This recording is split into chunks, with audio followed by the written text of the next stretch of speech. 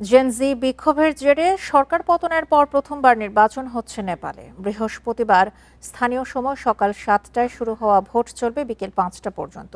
নেপালের পার্লামেন্টের 2 কক্ষের নিম্নকক্ষ হাউস অব রিপ্রেজেন্টেটিভসে নির্বাচনে অংশ নিতে প্রায় 1,90,00,000 ভোটার নিবন্ধিত রয়েছেন। এর মধ্যে প্রায় 8 লাখ প্রথমবারের মতো ভোটার অন্তর্ভুক্ত রয়েছে।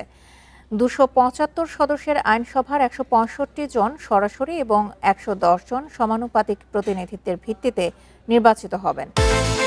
বিকাশ পেমেন্টে 10,000 টাকার বেশি অফার। শপিং চলছে তো।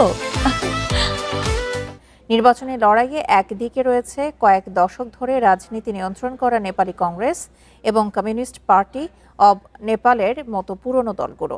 অন্যদিকে বিশ্লেষকদের মতে এবার এগিয়ে রয়েছে 3 বছরের পুরনো দল রাষ্ট্রীয় স্বতন্ত্র পার্টি।